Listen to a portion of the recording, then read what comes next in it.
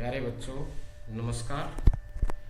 आज हम अपना नया टॉपिक शुरू कर रहे हैं जो है त्रिभुजों से संबंधित यानी कि त्रिभुज। तो सबसे पहले कि हम त्रिभुज किसे कहेंगे, त्रिभुज की परिभाषा क्या है। तो त्रिभुज क्या है? त्रिभुज की परिभाषा है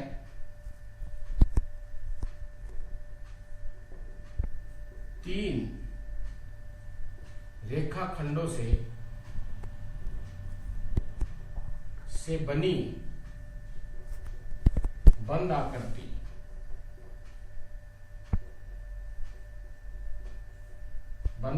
को त्रिभुज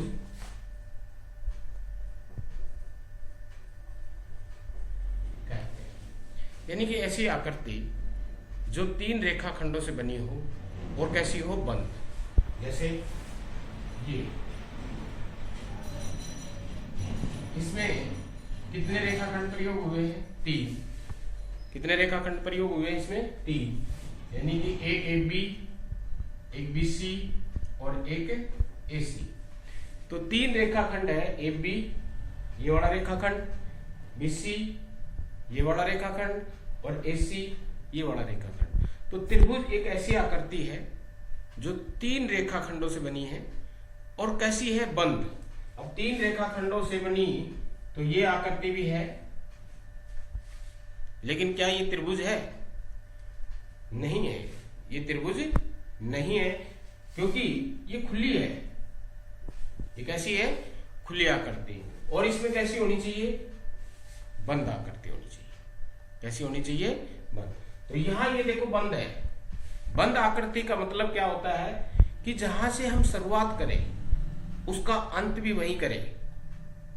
जिस आकृति को बनाने में हम जहां से शुरुआत करें अंत भी वहीं करें। जैसे कि यहां से देखो, अगर हम A से आरंभ करते हैं तो A से B, B से C और C से A, और यहीं पर आकर A से शुरू किया था और यहाँ पर हमने इसको समाप्त किया। तो इसलिए ये बंद है। दूसरा मोटी सी बात है कि जिसके अंदर हम प्रवेश ना कर सके, जिसके अंदर हम नहीं जा सकते। अब ये अंदर का चित्र है, ये बंद है बिल्कुल। यहां हम अंदर कहीं से भी जाने का कोई रास्ता नहीं है। तो ABC क्या है? ये त्रिभुज है। ये तीन रेखाखंडों से बनी है और कैसी है? बंद आकृति है। अब इसके बाद आता है त्रिभुजों का वर्गीकरण। त्रिभुजों का वर्गीकरण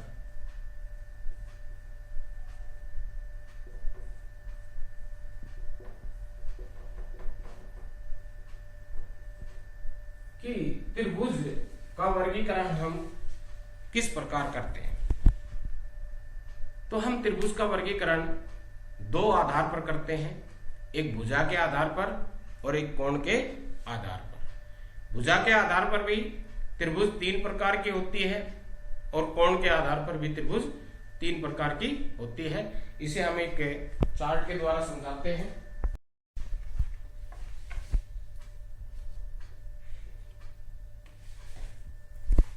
त्रिभुजों का वर्गीकरण हम इस चार्ट के द्वारा समझा रहे हैं कि त्रिभुजों का वर्गीकरण हम दो आधार पर करते हैं, एक भुजा के आधार पर और एक कोण के आधार पर। यानी कि भुजा के आधार पर हम त्रिभुज कितने प्रकार की होती है और उसमें क्या क्या गुण होते हैं, कैसे हम पहचानेंगे कि वो किस प्रकार की त्रिभुज है। इसी प्रकार से कोण के आधार पर भी हम पहचानेंगे कि कौन सी त्रिभुज किस प्रकार की है। तो भुजा के आधार पर भी त्रिभुज तीन प्रकार की होती है और कोण के आधार पर भी त्रिभुज तीन प्रकार की होती है। पहले हम डिस्कस करेंगे कि भुजा के आधार पर त्रिभुज तीन प्रकार की होती है, वो कौन कौन सी होती है और उनमें क्या क्या गुण होते हैं, उनकी हम पहचान कैसे करेंगे कि ये किस प्रकार की त्रिभुज है। तो पहले हम आते हैं भुजा के आधार पर। पहली है समबाहु त्रिभुज। पहली प्रकार जो है वो कौन सी है? समबाहु त्रिभुज। सम, जैसा कि नाम से ही पता चल रहा है, सम का मतलब होता है समान, बाहु का मतलब होता है भुजा। तो ऐसी त्रिभुज जिसकी सभी भुजा कैसी हो? समान हो। ऐसी त्रिभुज जिसकी सभी भुजा कैसी हो, समान। अब इस त्रिभुज में देखें ए बी सी, ये समबाहु त्रिभुज है। तो इस समबाहु त्रिभुज है तो इसकी भुजा ए बी बराबर है इसकी भुजा बी सी के और बराबर है किसके, ए सी के। यानी कि इसकी तीनों भुजा लंबाई में समान है। लंबाई में कैसी है, समान। तो जिसकी सभी भुजा बराबर हो वो समबाहु त्रिभुज कहलाती है। जिसकी सभी भुजा कैसी हो, समान हो, वह समबाहु त्रिभुज कहलाती है। तो इसमें हमने देखा समबाहु त्रिभुज जिसकी तीनों भुजा बराबर हो, यानी कि ए बी बराबर है बी सी बराबर है ए सी, तीनों भुजा बराबर है तो ये समबाहु त्रिभुज हुई। दूसरी प्रकार है समद्विबाहु त्रिभुज। समद्विबाहु त्रिभुज, जैसा कि इसमें भी नाम से ही पता चल रहा है, सम का मतलब है समान, द्विव का अर्थ है दो, बाहु का मतलब है भुजा। यानी कि ऐसी त्रिभुज जिसकी दो भुजा समान हो, जिसकी दो भुजा समान हो। अब इस त्रिभुज ए बी सी में ए बी भुजा ए सी भुजा के बराबर है, ए बी भुजा ए सी भुजा के बराबर है। तो इसकी दो भुजा बराबर होगी। तीसरी के बारे में यहां कोई जानकारी नहीं है कि वो इनके बराबर है, छोटी है, बड़ी है, तो वो उसके बारे में हमें कोई जानकारी नहीं है। हमें जानकारी सिर्फ ये है कि ए बी बराबर है ए सी, तो इसका मतलब है दो भुजा बराबर हुई। तो ऐसी त्रिभुज जिसकी दो भुजा बराबर हो, जिसकी दो भुजा बराबर हो वो समद्विबाहु त्रिभुज कहलाती है। तो इसमें ए बी बराबर है ए सी, दो भुजा बराबर है, तो ये समद्विबाहु त्रिभुज होगी। तीसरी है विषमबाहु त्रिभुज। नाम फिर वही है, विषम। विषम का मतलब होता है जो बराबर नहीं है, जो समान नहीं है। विषम जो समान नहीं है। एस बाहु भुजा होगी। तो ऐसी त्रिभुज जिसकी कोई भुजा आपस में समान नहीं है, यानी कि सभी भुजाओं की जो लंबाई है वो भिन्न है, अलग अलग है, तो ऐसी त्रिभुज को हम विषम बाहु त्रिभुज कहेंगे। तो विषम जिसकी कोई भी भुजा बराबर न हो, कोई भी भुजा कैसी बराबर ना हो। तो इस त्रिभुज के अंदर ए बी सी में, इसमें ए बी बी सी और ए सी ये तीनों आपस में बराबर नहीं है। तो इस प्रकार से ये विषम बाहु त्रिभुज होगी। तो भुजा के आधार पर तीन प्रकार की त्रिभुज होगी, समबाहु त्रिभुज, समद्विबाहु त्रिभुज और विषम बाहु त्रिभुज। आशा है कि सभी के अच्छी तरह समझ में आ गया होगा। अब दूसरा हम लेते हैं कोणों के आधार पर। कोण के आधार पर त्रिभुज कितने प्रकार की होती है। तो जिस प्रकार से भुजा के आधार पर तीन प्रकार की होती है, कोण के आधार पर भी त्रिभुज तीन प्रकार की होती है। पहली है न्यून कोण त्रिभुज। न्यून कोण त्रिभुज, न्यून कोण पढ़ा है आपने कि न्यून कोण क्या होते हैं। ऐसे सभी कोण जो 0 से बड़े हैं और 90 से छोटे हैं।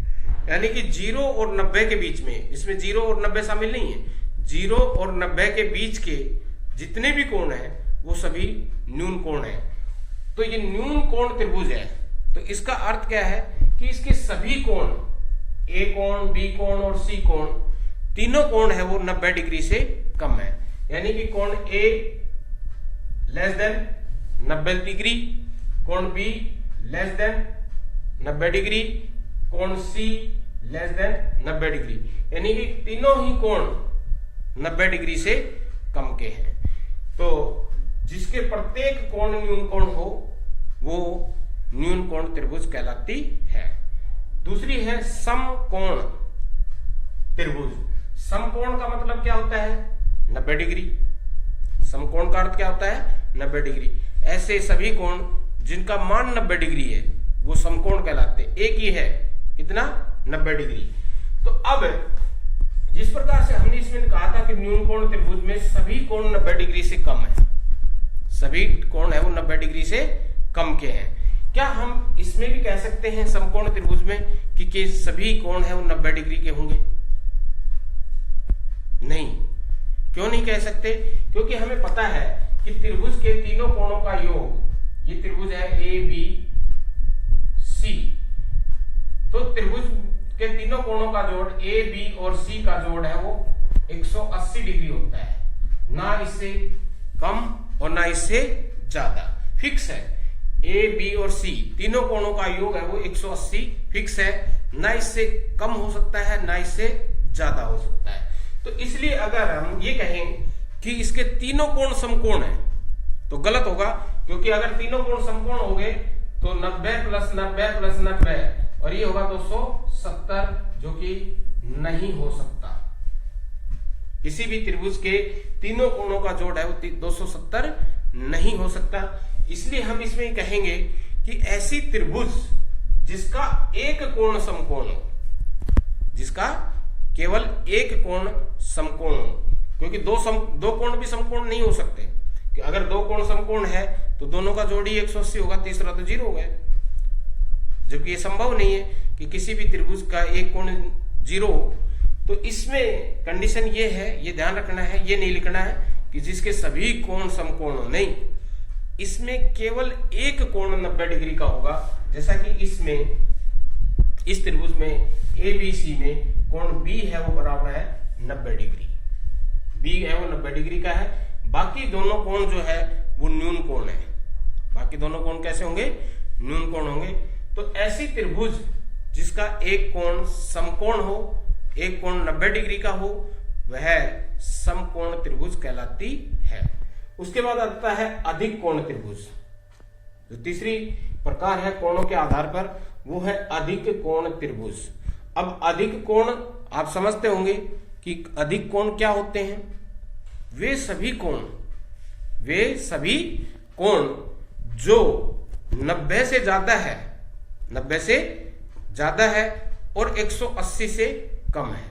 यानी कि 90 वो सभी कोण x है मान लो, तो वो 90 से तो बड़े होंगे और 180 से छोटे होंगे। 90 और 180 के बीच, इसमें ना 90 शामिल है ना 180 शामिल है, ये ध्यान रखना। 90 और 180 के बीच के सभी कोण अधिक कोण कहलाते हैं। तो इसमें अधिक कोण त्रिभुज, यानी कि इसमें भी वही आता है कि ऐसी त्रिभुज जिसका एक कोण अधिक कोण हो, जिसका एक कोण अधिक कोण हो, अधिक कोण त्रिभुज कहलाती है।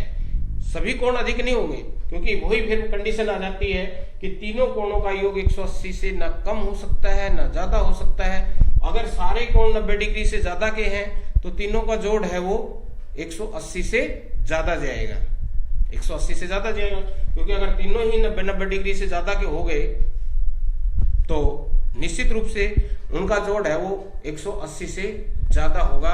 तो इसलिए वो संभव नहीं है। तो इसमें भी एक कोण है वो 90 डिग्री से ज्यादा और 180 से कम, यानी कि अधिक कोण होगा। तो ऐसी त्रिभुज जिसका एक कोण अधिक कोण हो, अधिक कोण त्रिभुज कहलाती है। जैसा कि इस त्रिभुज के अंदर है कोण बी है वो 90 डिग्री से बड़ा है और 180 डिग्री से छोटा है, क्योंकि 180 डिग्री का कोण है वो स्ट्रेट सीधा कोण होता है, सीधी लाइन होती है। तो ये देखो, अगर ये 180 का होता तो सीधी होती, तो ये 180 से कम है और 90 डिग्री का सीधा खड़ा होता है, परपेंडिकुलर, यानी कि इसके ऊपर बिल्कुल लंब होता है। तो ये 180 से कम है और 90 से ज्यादा है कोण बी। तो ऐसी त्रिभुज जिसका एक कोण अधिक कोण हो, अधिक कोण त्रिभुज कहलाती है। तो ये है त्रिभुजों का वर्गीकरण, एक भुजा के आधार पर और एक कोण के आधार पर। भुजा के आधार पर भी 3 प्रकार की त्रिभुज होती है, समबाहु, समद्विबाहु और विषमबाहु। कोण के आधार पर भी 3 प्रकार की होती है, न्यून कोण, समकोण और अधिक कोण। तो ये था त्रिभुजों का वर्गीकरण, त्रिभुज की परिभाषा। तो इसके आधार पर हम त्रिभुजों को पहचान सकते हैं। जो भी त्रिभुज दे रखी है उसके मान जो दे रखे हैं भुजाओं के, कोण के, उसके आधार पर हम उस त्रिभुज की पहचान कर सकते हैं कि वो त्रिभुज किस प्रकार की है। या हम अगर किसी त्रिभुज के कोण दे रखे हों तो ये बता सकते हैं कि ये कोण इस त्रिभुज के संभव है या नहीं है। जैसे कोई कहे कि एक त्रिभुज ए बी सी के तीनों कोण है, ए बराबर है 60 डिग्री, बी बराबर है 50 डिग्री और सी बराबर है 55 डिग्री, क्या ऐसी त्रिभुज संभव है? कोई हमसे पूछ ले कि क्या ऐसी संभव है त्रिभुज जिसका एक कोण 60 डिग्री, एक 50 और एक 55 डिग्री हो, तो ये संभव नहीं है। क्यों? क्योंकि इनका जोड़ कितना रहा है, 5, 11, 5, 16, 165 डिग्री। जबकि हमें ये ज्ञात है कि त्रिभुज के तीनों कोणों का योग है वो 180 से न कम हो सकता है न अधिक हो सकता है। तो इस प्रकार से वो प्रश्न पूछ सकता है कोई भी कि 3 कोण दे दिए कि बताइए कि ये किसी त्रिभुज के कोण हो सकते हैं या नहीं। तो अगर उनका जोड़ 180 हो रहा है, आ रहा है, तो वो हो सकते हैं, और अगर 180 से कम आ रहा है या 180 से ज्यादा आ रहा है तो वो किसी त्रिभुज के तीनों कोण नहीं हो सकते, ये ध्यान रखें। तो ये आज के लिए इतना ही। कल हम इसमें आगे पढ़ेंगे कि त्रिभुजों में क्या गुण होते हैं, क्या ऐसे गुण हैं जो सभी त्रिभुजों में लागू होते हैं। ये तो वर्गीकरण होगा त्रिभुज का, इनकी सबकी पहचान है वो अलग अलग है। कुछ गुण ऐसे होंगे जैसे कि त्रिभुज के तीनों कोणों का योग है वो 180 डिग्री होता है, या त्रिभुज का बाह्य कोण वो अंतः सम्मुख कोणों के योग के बराबर होता है। उसके बारे में हम कल पढ़ेंगे और समझाएंगे अच्छी तरह से आपको। तो आज के लिए इतना ही, धन्यवाद।